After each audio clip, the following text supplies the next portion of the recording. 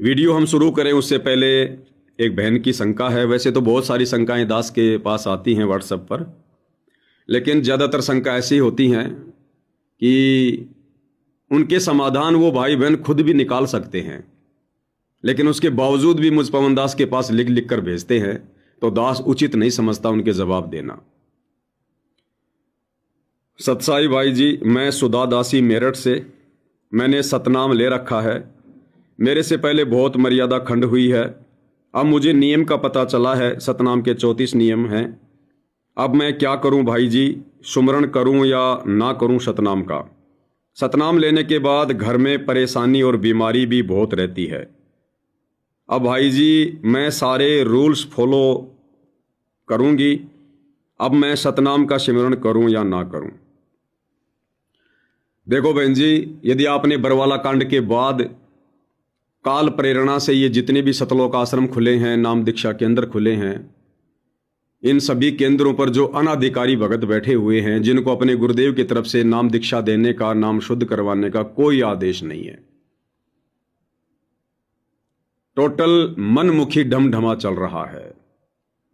एक छोटी सी common sense की बात है भाई और बहनों,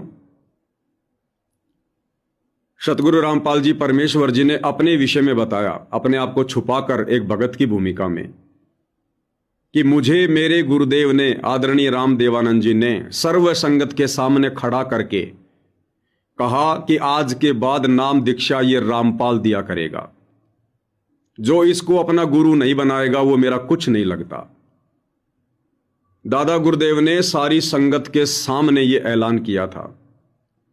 इसको कहते हैं सतगुरुदेव जी के द्वारा अधिकारी नियुक्त करना, नाम दीक्षा देने का आदेश देना, इसे कहते हैं। और गुरु यदि किसी को अधिकारी नियुक्त करेगा तो 50 को नहीं करेगा, 25 को नहीं करेगा, केवल एक आत्मा को अधिकारी नियुक्त करता है। आज 500 से ज्यादा नाम दीक्षा केंद्र खुले हुए हैं। उन 500 नाम दीक्षा केंद्रों पर लगभग 2000 के आसपास सेवादार हैं। 2 दिन किसी की ड्यूटी लगती है, 2 दिन किसी की ड्यूटी लगती है। अब बताओ भाई और बहनों, सतगुरु रामपाल जी परमेश्वर जी ने किसको अधिकारी नियुक्त किया है डीवीडी से नाम दीक्षा दिलवाने के लिए? क्या 2000 को किया है? और जिनको डीवीडी से दीक्षा दिलवाने के लिए नियुक्त किया है तो किस तरह से किया है? क्या वो सेवादार हिसार जेल में गए हैं? सतगुरु रामपाल जी से प्रत्यक्ष आमने सामने होकर मिले हैं?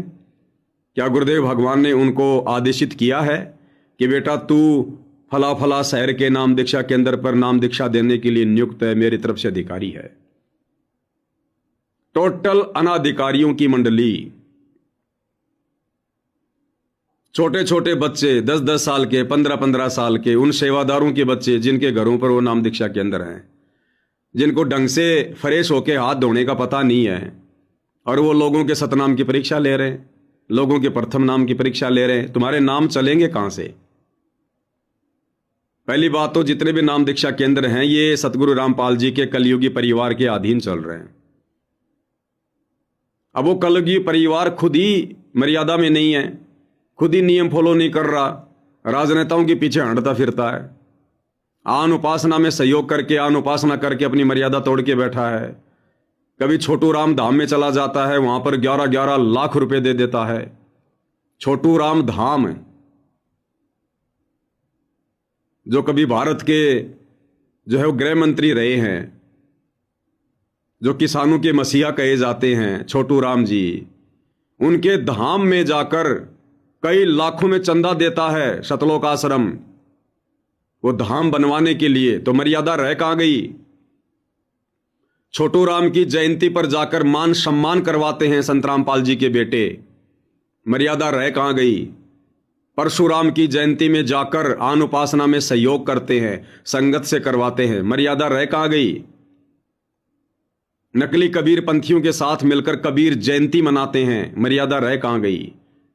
अयोध्या में जाकर राम पुजारियों के लिए भंडारा लगाते हैं, मर्यादा रह कहां गई? तो अनाधिकारी लोग बैठे हुए हैं। तो सतगुरु रामपाल जी के कलयुगी परिवार के आदेशों से इन सभी नाम दीक्षा केंद्रों पर अनाधिकारी लोग बैठे हुए। अब भाइयों और बहनों, जैसे ही किसी का नाम खंड होता है, क्योंकि नाम तो खंड होगा ही, जब आपने नाम ही सतगुरु रामपाल जी से नहीं लिया है, आपने नाम उस व्यक्ति से नहीं लिया जो अधिकारी है, अनधिकारियों से नाम दीक्षा लोगे, तुम्हारी नाम दीक्षा कैसे पूर्ण मानी जाएगी? तो कुछ दिनों में काल प्रेरणा से मर्यादा टूटने लगती है। मर्यादा टूटती है तो उनको दिक्कत होती है। फिर वो नाम दीक्षा केंद्र पर जाते हैं कि भगत जी मेरा तो प्रथम नाम खंड हो गया। फिर वहां जो सेवादार साहब बैठे हुए हैं, वो सेवादार क्या कहेगा? प्रथम नाम शुद्ध करवाने से पहले आपके प्रथम नाम की परीक्षा लेगा कि भगत जी बताओ, नाम बताओ, आपको याद है कि नहीं है? वो कमल बताओ, कौन से नाम का कौन सा कमल है? मूल कमल में कौन रहता है? स्वाद कमल में कौन रहता है? हृदय कमल में कौन रहता है? इस प्रकार से पूछेगा नाम शुद्ध करवाने से पहले। और आप मूर्ख भाई बहन उनको सारे नाम बता देते हो। अरे विचार किया आप लोगों ने? जब सतगुरु रामपाल जी अपने भगत को नाम दीक्षा दिया करते हैं तो नाम दीक्षा देते समय सतगुरु रामपाल जी अंत में भगत को आदेश देते हैं कि बेटा ये नाम आपने किसी को बताना नहीं है, इस नाम का आपने किसी के सामने जिक्र नहीं करना, अन्यथा आपका नाम खंड हो जाएगा, आपको फिर लाभ नहीं मिलेगा। अब गुरु का तो आदेश ये है कि ये नाम आपने किसी को बताना भी नहीं है अपने गुरु के अलावा। और इन नाम दीक्षा केंद्रों पर जाकर अपने जैसे दो कोड़ी के उन जीवों को, उन भक्तों को, उन सेवादारों को पूछने पर आप जी नाम बता रहे हो, तो तुम्हारी सबसे बड़ी मर्यादा तो यही खंड हो गई। तुम्हारा नाम क्या खाक शुद्ध होगा? फिर इन्हीं नाम दीक्षा केंद्रों से सतनाम की दीक्षा ली जाती है।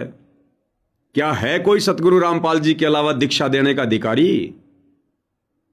कोई माई का लाल खड़ा होकर संगत में यह कह सकता है कि मेरे को सतगुरु रामपाल जी ने डीवीडी से दीक्षा दिलवाने की सेवा दे रखी है, मेरे को सतगुरु रामपाल जी ने अधिकारी नियुक्त कर रखा है कोई माई का लाल? क्या सतगुरु रामपाल जी का भाई, उनके दोनों बेटे, उनकी दोनों बेटियां, उनकी पत्नी, उनके परिवार का कोई भी सदस्य क्या सीना ठोकर वीडियो बनाकर यह कह सकता है कि मेरे को संत रामपाल जी ने डीवीडी से दीक्षा दिलवाने के लिए अधिकारी नियुक्त कर रखा है?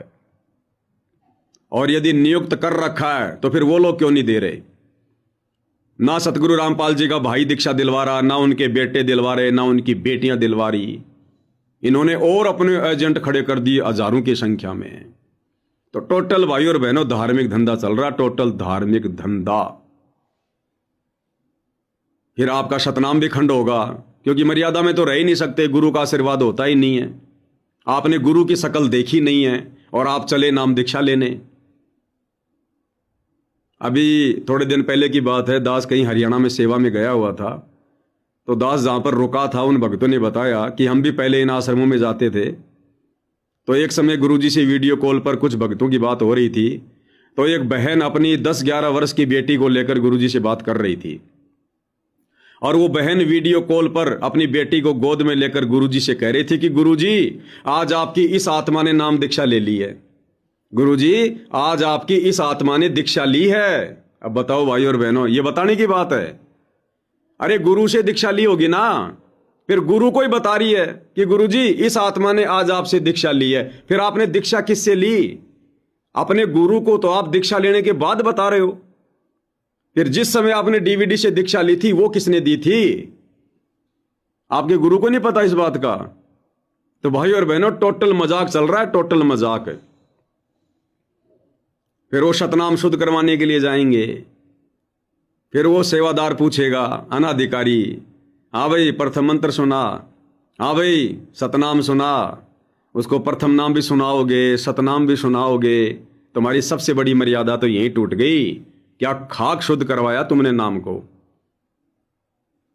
तो टोटल ये वर्तमान में काल प्रेरणा से पूरा ढमढमा चल रहा है।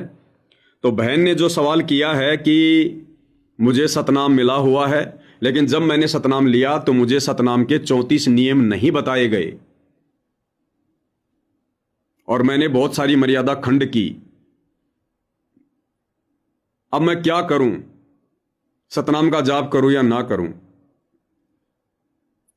तो देखो दास तो यही प्रार्थना करेगा कि जो प्रथम नाम है जिसमें 7 मंत्र हैं और जो शतनाम है जिसमें 2 मंत्र हैं, जो वर्तमान में इन शतलोक आश्रमों में दिए जाते हैं, नाम दीक्षा केंद्रों पर दिए जाते हैं, नाम तो सही है, नाम में कोई दिक्कत नहीं है, प्रथम नाम और शतनाम तक बिल्कुल सही है, परंतु इन लोगों को आगे दीक्षा दिलवाने का अधिकार नहीं है। तो यदि आपके नाम भली भांति काम कर रहे हैं, आपको कोई दिक्कत नहीं है, तो आप इन नामों का जाप कीजिएगा, जो भी विधि गुरुदेव भगवान ने जाप करने की बताई है। प्रथम नाम तो आपने जाप करना ही करना है, यदि आपने ले लिया है तो काम तभी करेगा जब मर्यादा में रहोगे। मर्यादा कब बचेगी? जब आप इन आश्रमों में जाना छोड़ोगे, इन आश्रमों में दान धर्म ज्योति पाठ का पैसा देना छोड़ोगे, तब आपकी मर्यादा बचेगी, तब आपका प्रथम नाम काम करेगा। यदि किसी को शतनाम का जाप करने में दिक्कत आ रही है, जिन्होंने 2014 बरवाला कांड के बाद लिया है, यदि शतनाम का जाप करने में दिक्कत आ रही है तो 2 ही विधि हैं। सबसे पहली विधि यह है कि पूज्य गुरुदेव भगवान को अपने घर पर दरबार साहिब में दंडवत करके हृदय से समायाचना करें कि हे गुरुदेव भगवान, आपके दास या दासी को इस बात का पता नहीं था कि ये लोग अधिकारी है या नहीं है। मैंने जल्दबाजी में अनजाने में सतनाम की दीक्षा ले ली है। हे पूज्य गुरुदेव भगवान, अब मुझे ज्ञान हुआ है। हे परमात्मा, आज के बाद जब तक आप इस जेल से बाहर नहीं आओगे, मैं किसी भी सतलोक आश्रम में नहीं जाऊंगी, नहीं जाऊंगा। 1 रुपया भी मैं इनको पात्रों को ज्योति पाठ या दान का नहीं दूंगा।